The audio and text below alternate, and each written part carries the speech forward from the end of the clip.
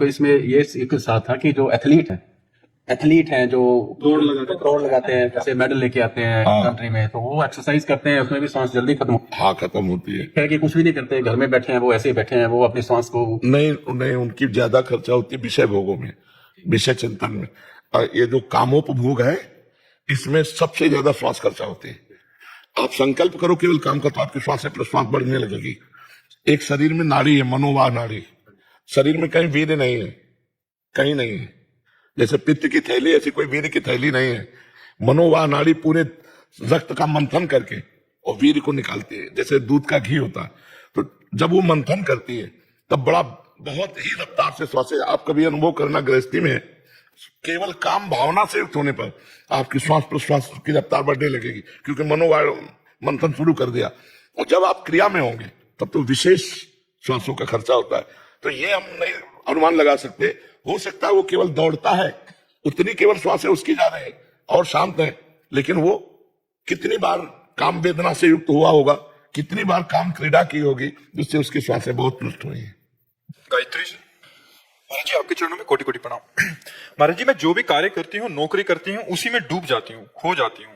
नाम जब छूट जाता है, कार्य के छोड़ देने से या समाप्त हो जाने से, नाम जब फिर शुरू होता है, मन फिर शांत और आनंदित होता है। पर मैं किसी भी परिस्थिति में नाम जब नहीं छोड़ना चाहती। महाराज जी, इसके लिए मेरा मार्गदर्शन करें कि मैं क्या करूं।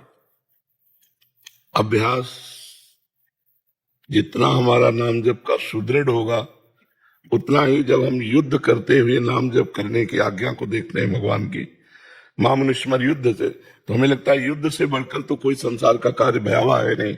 उसमें अपनी गर्दन बचानी, सामने वाले की काटनी है, और उसमें भी भगवान का स्मरण करते रहना। तो हमें लगता है कि हमारा अभ्यास अभी कमजोर है, तो हम उस अभ्यास को पुष्ट करने के लिए 2 कार्य करें। पहला कार्य, जो कार्य हम कर रहे हैं बड़ी एकाग्रता से करें और उस कार्य को भगवान को समर्पित कर दें। 2 घंटे, 4 घंटे, 8 घंटे जो कार्य में लगे वो भगवत अर्पित कर्म कर दें। दूसरी बात, उस 8 घंटे के कार्य में क्या हमको बिल्कुल 1 मिनट बहिर्मुख नहीं हुए, 1 मिनट हमको उस कार्य से सोचने का अवसर नहीं मिला, लेकिन हमें नाम में सही प्रियता ना होने के कारण हम नाम की जगह और कुछ सोचने में समय लगा दिया। अगर हम 5 मिनट में एक बार राधा नाम बोले तो हम बहुत जल्दी कवर कर लेंगे 24 घंटे को। 5 मिनट में एक बार पकड़ो, किसका है प्रश्न? 5 मिनट में एक बार राधा नाम सबको ही पकड़ो, एक बार बोलना है 5 मिनट राधा, खत्म। फिर अगले 5 मिनट में एक बार बोलना है राधा। यार इतना तो किसी भी काम में किया जा सकता है। कंप्यूटर चला, 1 सेकंड रोक लिया राधा, फिर 5 मिनट छुट्टी, फिर एक बार बोलो राधा। कुछ दिन बाद आप देखो अगर राधा में ना हो जाओ तो हमें बताना, राधा राधा, क्योंकि हर 5 मिनट में चिंतन चलेगा, एक बार राधा बोलना है, सैकड़ों बार राधा बोल पाओगे। आप पहले मन को फंसाना सीखो। तो कोई भी कार्य ऐसा नहीं है जो कार्य करते हुए भजन न किया जा सके। जैसे कई बार हमने कहा, हम आपसे बात कर रहे हैं, बड़े ध्यान से आपका वो प्रश्न सुनते हैं और ध्यान से उत्तर दे रहे हैं, तो क्या इस समय भजन रही थे क्या? कि बात कर रहे हैं तो बिल्कुल फ्री बात कर रहे हैं? नहीं, हमारे दिमाग में वो चल रहा है। एक अंदर का चिंतन होता है, आप यहां बैठे हो लेकिन अंदर का चिंतन चल रहा है, उस अंदर के चिंतन में नाम फिट कर दो बस। बाहर हंसते खेलते खाते पीते उठते बैठते वो अंदर चलता। काम ही नारी प्यारी जिमी लोभी जिम प्रिय धाम, तिम रघुनाथ निरंतर प्रिय लागो मोहि राम। अभी अभ्यास करो। कितने दिन हो गए भजन करते हैं? बचपन से करती हूँ। अब तक तो अभ्यास पुष्ट हो जाना चाहिए था। पर मेरा वही बीच में मैं खो जाती हूँ किसी भी सब लोग खो जाते हैं, आप ही थोड़ी खो जाते हैं, सब खोए हुए हैं। कोई जगह हुआ है हर समय नहीं। तो बहुत सावधानी से अगर आप ये पीड़ा महसूस करें, तद विस्मरण परम व्याकुलते थी, भगवान का विस्मरण होने पर हृदय असहनीय हो जाए तो चलने लगेगा, फिर चलने लगेगा। हाँ, आप अभ्यास करो। पर बहुत धन्यवाद है कि आप भजन के लिए पीड़ा महसूस करें और महसूस करो। तद विस्मरणेन परम व्याकुलते थे, भगवान का विस्मरण होने पर हृदय व्याकुल हो जाए। हे नाथ, मैं कैसे आपको भूल गई। तो अभ्यास योग युक्त है ना, चेत सा नान्य कामना। यदि हम अभ्यास ऐसा कर ले तो हमारा चित्त और नहीं जाएगा। भगवान का चिंतन करते हुए सब कार्य कर सकते हैं, सब कार्य कर सकते हैं। जब हम बात कर सकते हैं तो सब कार्य कर सकते हैं। जब अर्जुन जी युद्ध कर सकते हैं तो हम सब कार्य कर सकते हैं भगवान का चिंतन करते हुए। रौनक जी, सूरत गुजरात से। राधे राधे महाराज जी। राधे राधे महाराज जी। महाराज जी, आप कह रहे हैं कि पिछले 10 सालों से एक ऐसी सेवा कर रहे हैं जिसमें जरूरतमंद बच्चों को फौज में भर्ती के लिए फ्री शिक्षा देते हैं, ट्रेनिंग देते हैं। और कभी कभी उद्दंडता करते हैं तो उनको मारना पड़ता है डंडे से, बाद में बहुत दुख होता है। महाराज जी, आप कहते हैं कि एक चींटी को भी मारने से हम पाप के भागी बनते हैं। नहीं, इसमें और अगर एकाग्रता पूर्वक एकांतिक सुने होते तो इसका उत्तर है कि जैसे गुरु अपने शिष्य को दंड दे सकता है उसकी दोष निवृत्ति के लिए, वो कोई राग द्वेष पूर्वक नहीं दिया जाता, हम उसको उन्नतिशील बनाने के लिए उसको शासन, जैसे आप तो है मान लो ऐसे, बिना शासन के कुछ नहीं हो सकता, ध्यान रखना। चाहे विद्याध्ययन हो, चाहे बेटा हो और चाहे चेला हो, शासन, और चाहे अपने ऊपर हो, शासन की आवश्यकता है। अगर आप इंद्रियों को छूट दे देंगे तो तुम्हें नष्ट कर देंगे। आप शिष्य को छूट दे दोगे, वो मर्यादा के विहीन आचरण करने लगेगा। पुत्र को छूट दे दोगे, लौट के थप्पड़ तुम्हारे जमाएगा। तो आज हो रहा है शासन विहीनता के कारण, तो आप जैसे उनको शासन करके राष्ट्र की सेवा में समर्पित, तो इससे वो पूजा ही होगी, उसे दोष नहीं माना जाएगा। महाराज जी, वहाँ पे ट्रेनिंग में तो मतलब मार देते हैं, फिर वहाँ पे उनके सामने कठोर बन के रहना पड़ता है। हाँ बिल्कुल, फिर जाते हैं ना तो फिर ऐसा होता है कि बेचारे बच्चे नहीं, उनके जीवन की उन्नति के लिए, उनके जीवन को मजबूत बनाने के लिए डांट रहे हैं, सपोर्ट कर रहे हैं उनको, तो ये हमारी सेवा है। हरे शिष्य धन शोक न हरई, सो गुरु घोर नरक मा परे, हमारी सेवा है। तो आप जैसे राष्ट्र सेवा के लिए जवानों को तैयार कर रहे हैं, उसके लिए उनको दंड देना पड़े, वो पूजा होगी। आप उस पर ऐसा ना सोचे जैसे गुरु शिष्य को, जैसे पिता पुत्र आदि को, तो उसमें कोई द्वेषवश जो किया जाता है, नफरतवश, वो ठीक नहीं है, वो नहीं ठीक है। ये नफरत तो है नहीं ना, ये तो प्यार भरा एक शासन है जिससे आपको सुधर कर चलना होगा। रचना जी दिल्ली से। राधे राधे महाराज। राधे राधे महाराज जी।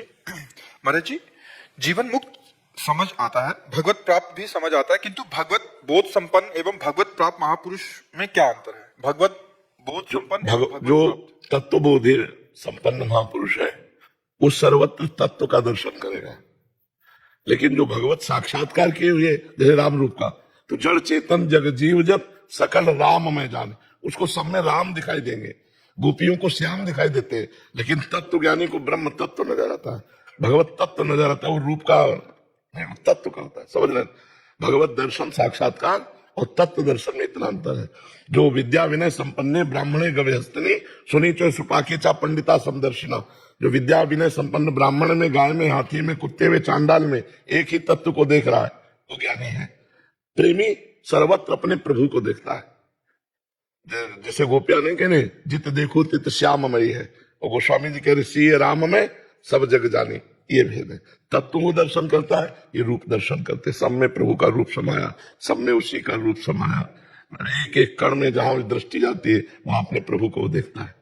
समझ पा रहे हैं? हाँ जी, जो भगवत प्राप्त हमें ऐसा लगता था जिनको ऑलरेडी साक्षात्कार हो चुका है प्रभु का साक्षात, और भगवत बोध संपन्न जिनको जैसे हमने कहानियों में या ग्रंथों में पढ़ा है, जिसमें ऊपर से प्रकाश या आकाशवाणी हुई। ये कोई फिल्मी स्टाइल नहीं है, ये तस्मात् शास्त्रम प्रमाणम थे, शास्त्रीय प्रमाण होने चाहिए। भगवत तत्व दर्शन वेदांत दर्शन के अनुसार होता है, और ये भक्ति के अनुसार भगवत साक्षात्कार होता है। सब अपने हृदय में भी प्रभु का दर्शन, सब में भगवान का दर्शन होता है। समझ पा रहे हैं आप? ये साकार भगवान के दर्शन की बात है, भगवत साक्षात्कार। और तत्वबोध वो निराकार तत्व की बात है, वो सर्वत्र व्याप्त है बिजली की तरह, उसका कोई नाम नहीं, कोई रूप नहीं, सर्वत्र एक ही तत्व है, और इनका नाम है और रूप है। बोले मेरे राम जी सब में विराजमान, मेरे श्याम जी सब में विराजमान है, घनश्याम जी सब में विराजमान। समझ रहे ना आप? तत्व वही है, बात एक ही है, लेकिन एक निराकार तत्व का दर्शन सर्वत्र करता है और एक साकार प्रभु का दर्शन करता है। तो उसे कहा गया भगवत साक्षात्कार, उसे कहा गया तत्वबोध। तत्वबोध मोक्ष पदवी, भगवत साक्षात्कार प्रेम पदवी। अपने प्रीतम के रूप में रूप छके घूमत रहे, तन को तनिक न भान, नारायण दृग जल बहे यह प्रेम पहचान। प्रभु की रूप माधुरी चिंतन में, और वो तत्व चिंतन में सर्वत्र एक ही तत्व है, शांत हो गया। महाराज जी, एक ही महापुरुष को दोनों अनुभव हो सकते हैं? एक समय में नहीं हो सकते। अब वो जैसे तत्वबोध हो गया, अब अगर वो चाहे तो वो प्रेम मार्ग में जा सकता है, चाहे, पर चाह मिट्टी तभी तो तत्वबोध हुआ, तो चाह होती नहीं। अब ऐसे स्वाभाविक भगवान कोई रूप का आकर्षण कर दे, जैसे मधुसूदन सरस्वती जी तत्वबोध में स्थित महापुरुष है, और भगवान जी मुरली मनोहर ने अपना रूप दिखाया तो कहने लगे वंशी विभूषित करान्नो नीरदाभात पीताम्बराधरुड बिंफलाधरुष्टात् पूर्णेन्दु सुंदर मुखाद दरविंद नेत्रात् कृष्णात् परम किमपि तत्व महम न जाने। कृष्ण से भी कोई बढ़कर तत्व है ऐसा मैं नहीं जानता। तो पहले तत्वबोध में थे तो तत्व बताया ना कि कृष्ण से बढ़कर